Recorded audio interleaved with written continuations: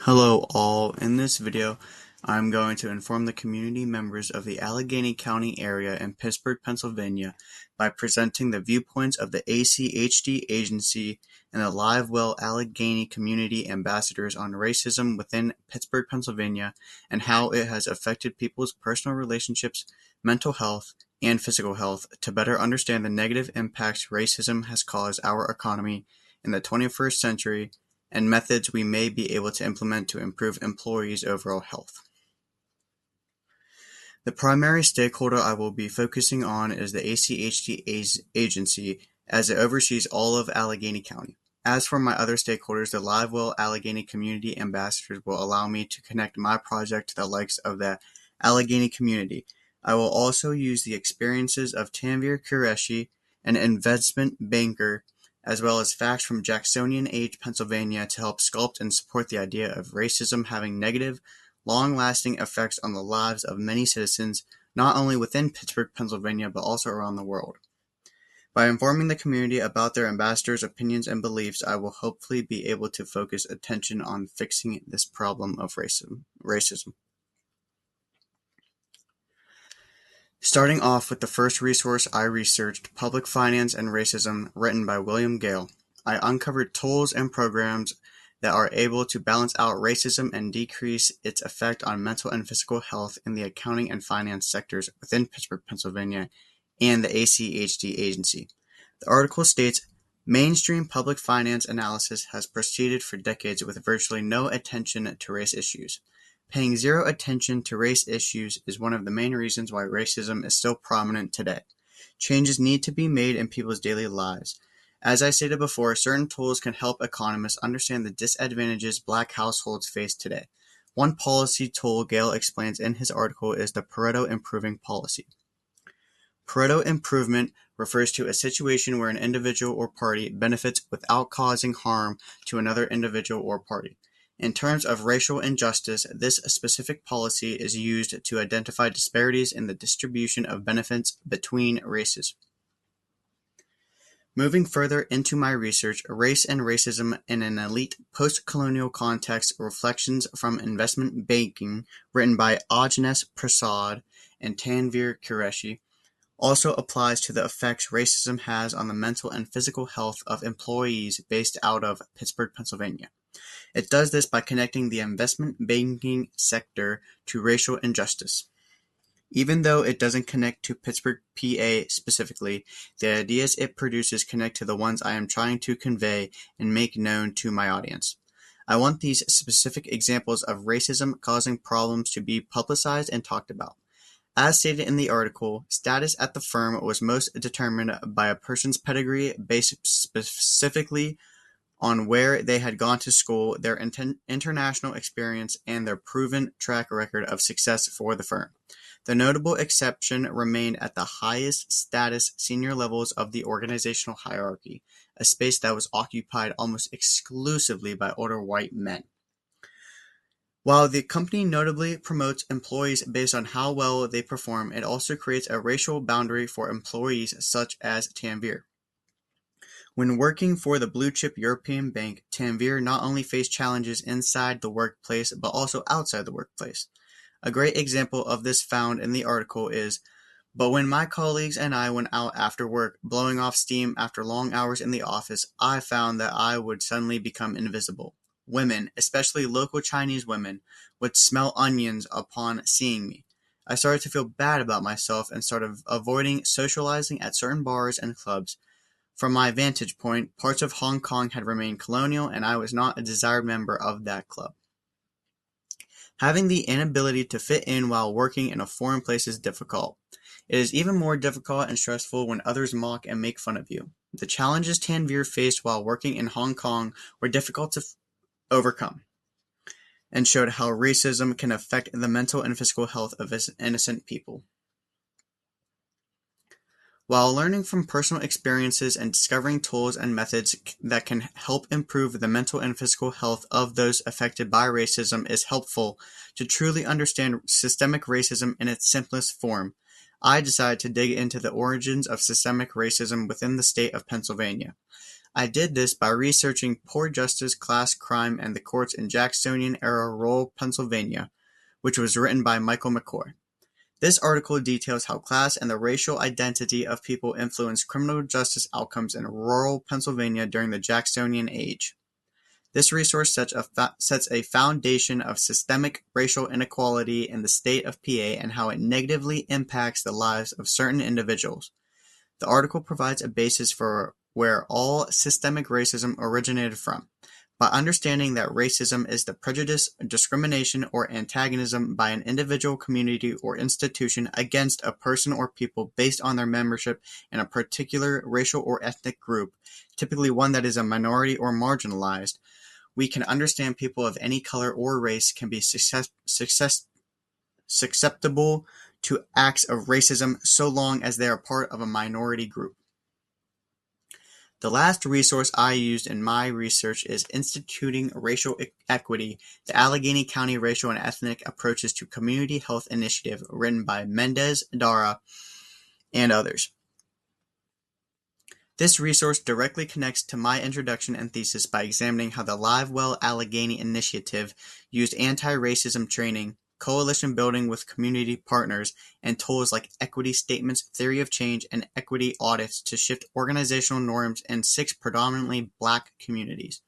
Its findings highlight the pervasive nature of systemic racism and the need for intentional strategies and tools to address inequities across various sectors, including finance.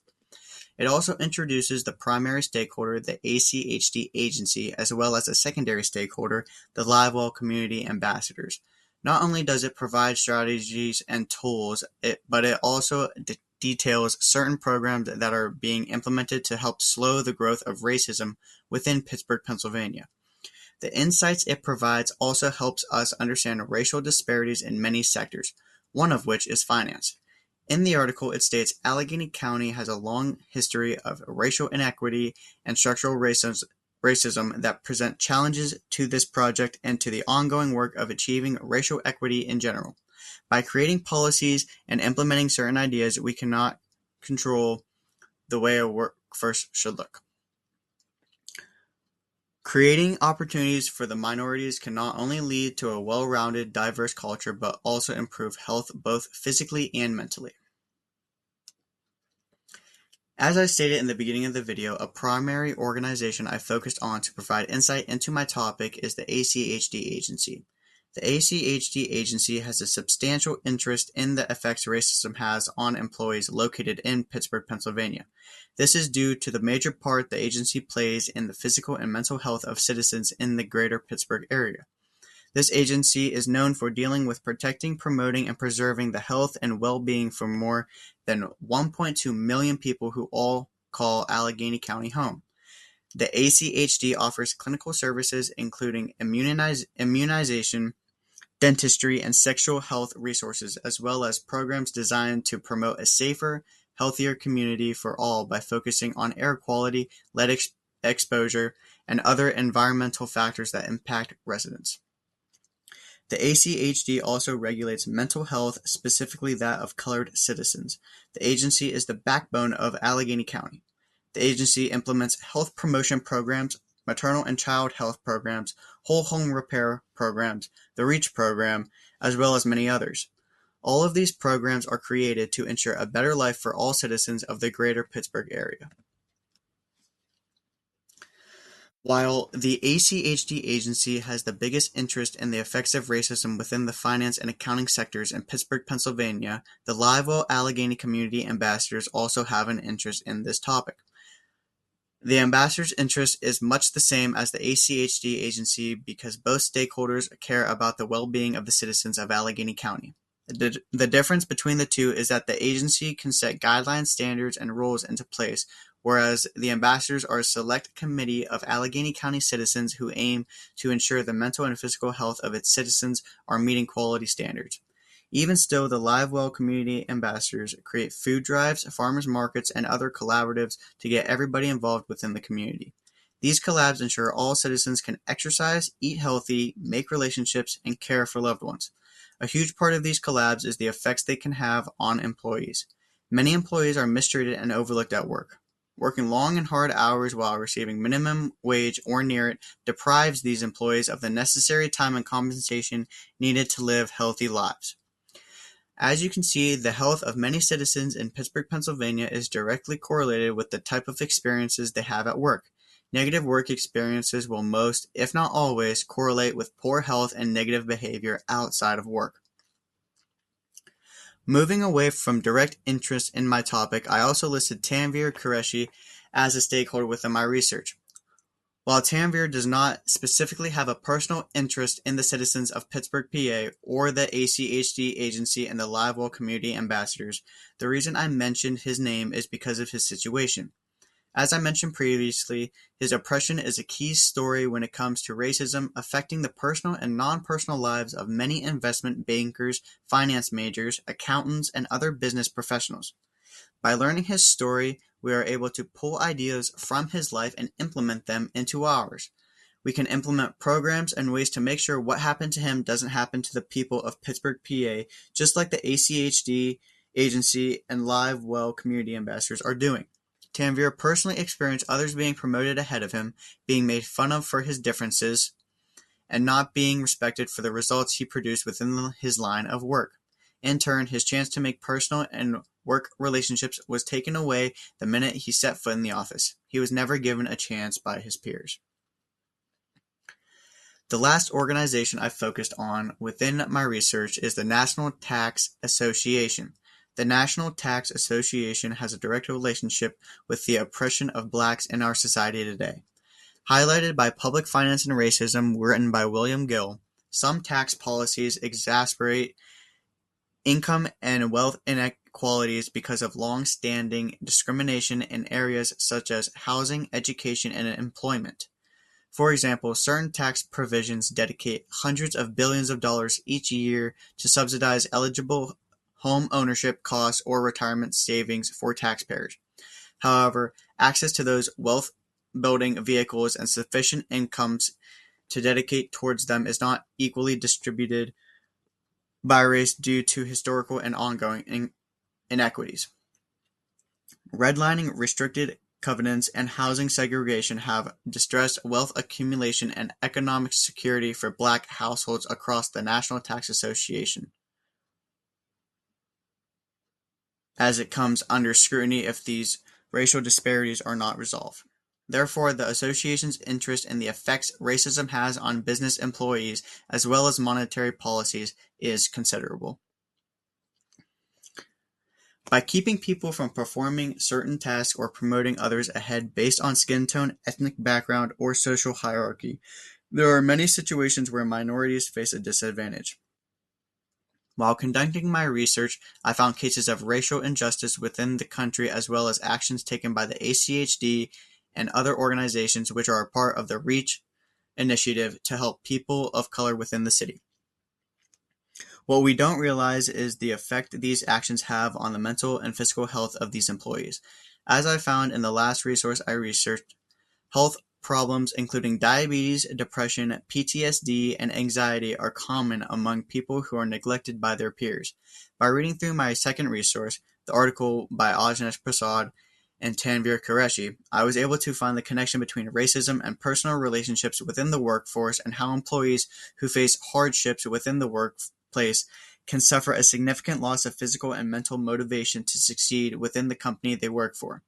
I was also able to find the origins of social injustice within the state of PA and how state precedents and legal proceedings have intensified the disadvantages certain individuals face while trying to live a normal life by reading about Alexander P. Grimes' prosecution in Poor Justice Class Crime and the courts in Jacksonian era rural Pennsylvania.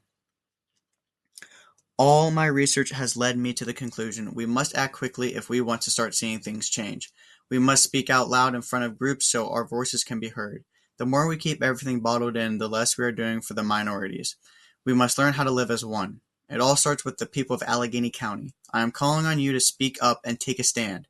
If the oppression goes on for much longer, the death toll will undoubtedly increase. People of color will be left jobless and living in poorest conditions imaginable. Thank you for your time and listening to me. The battle isn't lost. Enough is enough. We gonna raise up, 'cause it's time to talk. There's blood on the street. It's time to defeat this hate and racism has to leave. You decide if it's time to breathe or if it's time to leave.